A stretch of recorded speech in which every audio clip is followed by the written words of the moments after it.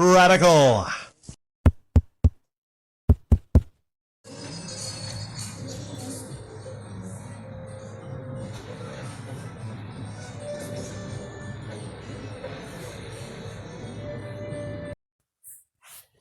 Welcome to Flea Market Stories, documenting one man's journey into the world of flea marketing. This day was slow. This day was quite slow. Even for a Saturday, it was quite slow. When I got there early, by the way. I've been getting there early before 9. When I got there was only 2 other people on my row. Later on, there would be more people, but at the time I got there was only 2 people on the row. I walked over to the other people and I said, "Hey, looks like we own this row of the flea market today, don't we? But people came later, but still not a whole lot of people. I had the luxury of room and space. There was a table to the right of me that was just empty. So I was able to maybe set some of my stuff on it, talk to some potential customers over there, right? It was nice. It's always nice to have open tables to the left or right of you just for some space, just so you're not all bunched up in your location. This would have been a terrible sales day. This would have been one of the worst sales days I ever had. I only had one sale for $15 throughout most of the day. And that was a game. I forget if it was an Xbox One game or a 360 game, but it was one game. Might have been Black Ops. But it was one sale for the day. And a lot of that was because there wasn't a whole lot of people there, but still. I would have been mad if that was all I got that day. But I was still happy because, did I have the video? I'm not sure if I showed you the video. Pretty sure I uploaded a video clip. I'm recording this before I actually add it on. I'll try to find it. I was happy because I figured out a new configuration. And I think this new configuration, I might modify it a little bit, but I think this is what it's going to be. It's going to be black table under the gray table in front with my trays lined up in front. I think that looks really sharp with the TV screen set behind it and the console. So you have the movies in the front, and then you have the games maybe in between the TVs, representative of the systems that they're connected to. Like I said, I might modify that in the future, but I think as far as space and look, I think that's quite sharp. Now, there wasn't much important to this day, like I said, wasn't. But 2 key events. I sold my fourth Xbox 360 console. I forget if it was the E or the S, but it was one of the black ones. Sold my fourth in, less than a month. So about each weekend I'm selling at least one. That's pretty interesting, isn't it? It's pretty interesting. Here's what's more interesting. All these people that buy the Xboxes are running together because they are all of Hispanic origin. Like all the buyers, Hispanic origin. So I really don't know what exactly is going on, but all 4 of Hispanic origin. And I can't remember exactly what game I sold with the bundle. I can tell you I think they bought an extra $10 game and a controller for $20. So it came out being 150. And then add to that, that's a $165 day. Not a terrible day for a Saturday. Not. But that sale kind of brought it all together. Also, the key event of this day, other than the table arrangement and the console sale, was the fact that I flipped the Xbox One Series, Xbox Series S. Their names are just kind of like crazy, Xbox's names, So I just kind of get not confused, but Series X, Xbox One X, Series S, Xbox One S. I don't know. I don't like the naming anyways. But I flipped that. I didn't sell it. I flipped that into, there was a guy that came by and he said, I have a proposition for you. He offered me 2 Xbox Ones for that Series S. And I tried to not jump at it. I thought for a second, I think I'll go for that.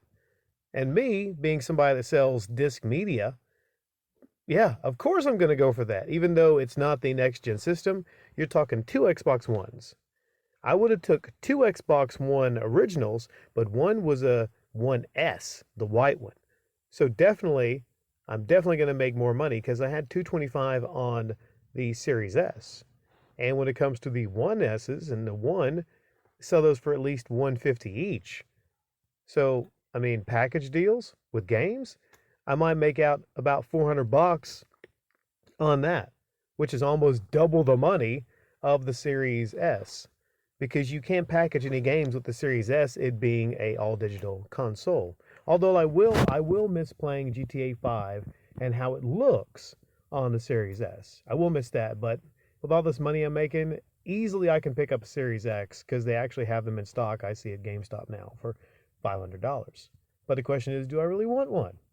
Do I really want one of those? I might just pick me up a Xbox One X on the cheap on Goodwill, you know, or, just play with I have a lot of consoles. So when the value of things get lowered for a buyer like myself, there's no rush in getting any of this stuff. Because I'm thinking, like, how many games am I playing regardless? Nowadays, my time is mostly working and setting up the mostly game store. So I said, cool, that's great. Now, there's been many people that came by, said they're going to buy the system or do something for it, and it never come back. But about maybe 2:30, I'll say, he did come back. He came back, and I'll try to get through this very quickly. There's a lot of details to this. He came back, and the one black Xbox One was the original, and it had a Michael Jordan sticker on it. I complimented the Michael Jordan sticker, but later on I removed the sticker, and the 1S had like a little bit of dirt on it, but I plugged them both up. Very key if you're making any of these deals is to plug them up, make sure they work. Now, I didn't test disk in them, but, not having the pop-out disk drives, which was, I think, a big improvement over the other ones. You don't have those issues sometimes where you have to push a drive down or put something in it because it doesn't line up. Seems like the drives where you just put the disk in flush, it seems like they do a little bit better. And I could have probably tested disk out, but, I was just happy that they turned on. Hell, I would have made the deal even if one of them didn't accept the disc because, like I said, they're an easier sell for me with extra games, and people might come back to buy extra games from me, which is future sales. Okay. And there was also in that deal a charging station. Looks like a fancy inline charging station that plugs into the power. And the controllers were, what was it? It was definitely a red one. I love this red one. I'm going to keep the red one. Did I trade no, I didn't trade the Series S controller. I actually kept the Series S controller, but I had a black controller connected to that system. But here's the thing. I got to keep the black controller because his controller that had the camo outside like skin on it, it was able to work with the Series S. It was a 1S controller, or the original Xbox One controller. And he was told that it doesn't work. And I said, like, no, they told you wrong. And I showed him that it worked. And he actually loved that controller. So he was all for that. There was something he said about that controller that he liked. I forget what it was. So I made that switch. I made that swap. It was about the end of the day. So I didn't put any of those on for sale. In case he comes back, he might see me with a price sticker on one of them and go, whoa, you're charging that much for this? But, not a big deal.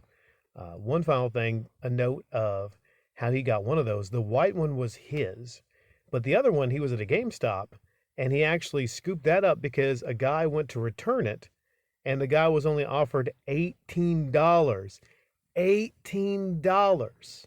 When everything is going up right now, when game consoles are becoming, because you can't get some of the new ones, that Xbox One original, and it wasn't original, okay, only 18 bucks. That is insane what low amount they offer. Maybe they don't test it. I'm not sure. Maybe that's just because they can't test the console. If it's broken, they have to go get it sent off to fix. I'm not sure. But it seems incredibly low. So, of course, this guy wasn't happy with it. So he told him, like, you know what? I'll give you 50 for that. I'll give you 50. So he only had 50 in that Xbox that works. And I guess he was taking a chance too, because he buys it, it might not work.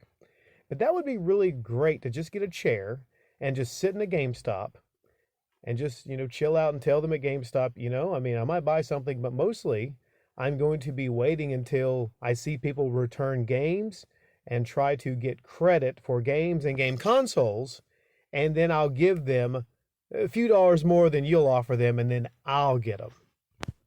That'd be an amazing business, wouldn't it?